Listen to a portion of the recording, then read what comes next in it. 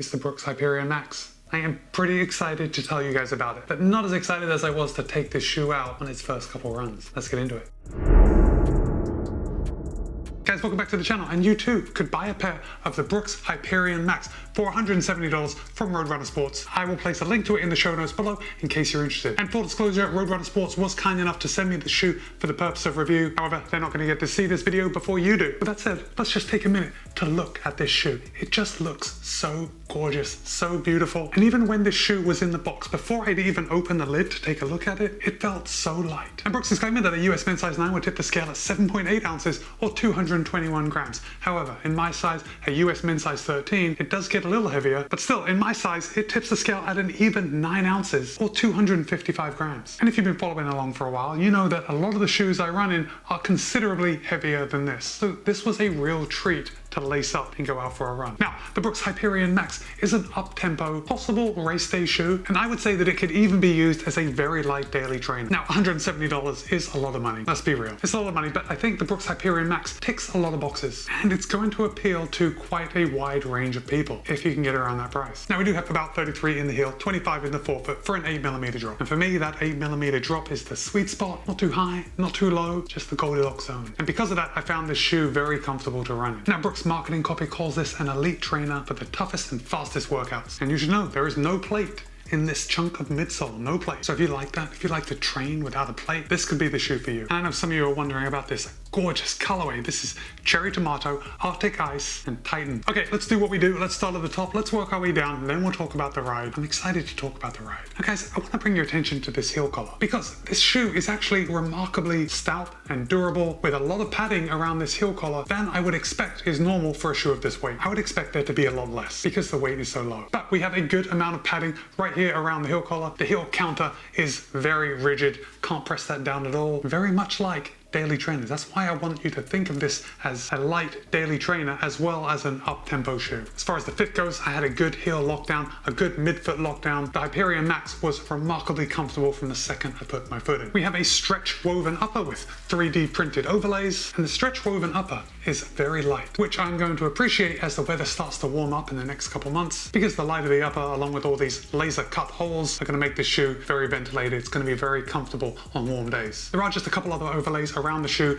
We have one wrapping around the heel counter on each side, the lateral and the medial side. We have small overlay here, and then around the toe box we have an underlay, just giving the toe box a little bit of structure so that upper isn't collapsing on your foot, and it gives your forefoot a nice feeling of roominess. Now the tongue is the one area that I have a few questions for Brooks on. Now while I like the tongue itself, I think it is very thin. It's definitely the type and the size and the thickness of a tongue that I would expect on a shoe that is made to go fast. It's thin on the sides. There is some strategic padding right down the middle of the tongue, which just stops those laces from biting into the top of your foot, and it works quite well. The tongue is not gusseted, which is probably to save a little bit of weight, and we do have a lace loop to help hold the tongue in place. However, the lace loop is very low on the shoe, and I did find that after a couple of runs when I've been running for a little while, tongue did tend to slip to the side just a little bit. Now, in defense of the tongue, I didn't actually notice the slippage until I went to take off my shoes. So it wasn't something that was putting me off the run while I was running. There were no hot spots. It wasn't annoying me. I didn't even notice. But I did notice that the tongue had slipped to the side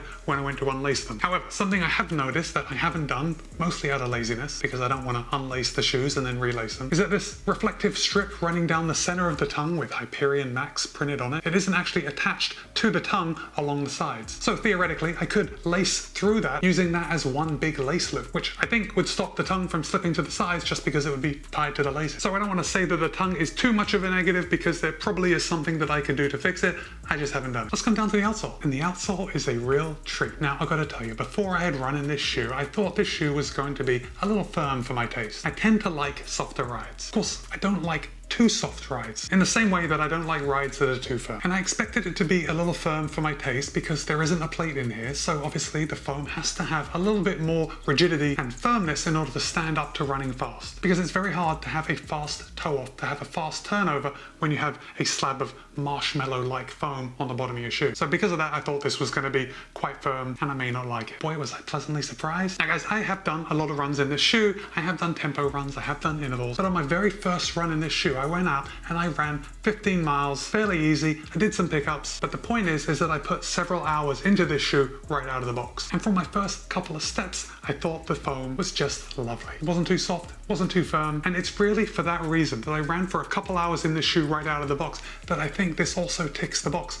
of a very light, somewhat expensive daily trainer. But it's a daily trainer that could also be used for picking up the pace and doing those hard workouts when you want a light shoe that you want to move fast. I realize that I've just gone off talking about the ride and the foam without actually telling you about the foam. Brooks is using DNA Flash, which is a nitrogen infused, very lightweight, very responsive midsole. So yes, now that it's come time for me to make my review of the Brooks Hyperion Max, I want you to know that I like this shoe, and I think you will too. So here's the thing, there are a lot of shoes out there.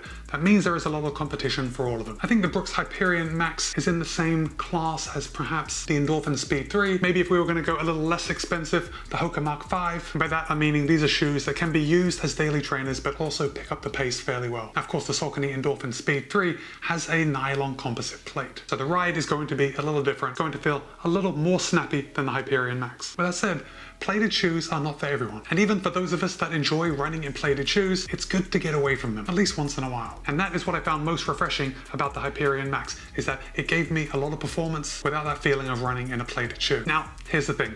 Would I race in this shoe? Yes, I certainly could, but I do think nowadays is that with so many fast shoes with plates, kind of feel like we're leaving something on the table if we don't run in a plated shoe. At least at the longer distances, at least for the marathon. I would consider using this shoe for a 5K, a 10K, maybe even up to a half marathon. But for me personally, I feel like I need that plate at the longer races to give me a little bit of assistance when I start getting tired. Does that make sense? Does that make me sound like a cheater? Well, if I am cheating, then so is everybody else. And this shoe review is going sideways. All right, we're not talking about cheating. We're not talking about plated shoes. This is the Hyperion Max. I think it is very good. I would like to see Brooks lower the price, but as it's already been released, it's too late for that. $170, I think, represents a pretty good value still. And if you are in a market for a very responsive, non-plated shoe that you could use as a daily trainer, I think this is probably going to work for you. Oh, one more reason, something I haven't talked about yet, is the outsole. And this is another reason that it could work for a daily trainer, because when we start getting these faster shoes, we start cutting down on outsole rubber so they don't have the longevity that we see in daily trainers. Brooks is using a green rubber outsole, and by green I mean environmentally friendly, not the color green, clearly. But we can see that we have good coverage, even coming down to the lateral heel. So when I'm running slow in these shoes, even though they're made for faster efforts, I'm still heel striking when I'm running nice and slow. And this rubber is really standing up for a lot. And so for that reason, I think because of this outsole, because of the weight, I think this shoe is going to have a lot more longevity than other comparable up-tempo or faster shoes. Oh, Brooks is also featuring their rapid roll technology, which you see this toe spring right here. That's part of the geometry of the rapid roll. Just contributes to very fast transitions and toe offs when you start to pick up the pace. First of all, this shoe disappears on your foot because it is pretty light. Second of all, it's very easy to get this shoe moving in the right direction and at a good speed. Now, I hesitate to say this, but I'm going to say it anyway. That when I took this shoe out on easier runs, I did find myself running a little faster than I usually do in my daily trainers. And I want to give the credit to perhaps the weight, perhaps the geometry, perhaps this shoe just feels so good underfoot that it lets me run a little faster than I ordinarily would without increasing my effort. I don't know. Let me know if you are thinking about getting a pair of the Brooks Hyperion Max. Again, pretty happy with this shoe. This is going to be in my rotation for a while. Oh, and if you have made it to this point in the video, first of all, thank you very much. Second of all, because of the cherry tomato colorway, why don't you put a tomato emoji in the comments so I know that you have stayed all the way to the end. And with that, my name is Matt. This has been my review of the Brooks Hyperion Max. You can buy a pair from Roadrunner Sports for $170. Be kind, be happy, run well. See you in a couple of days.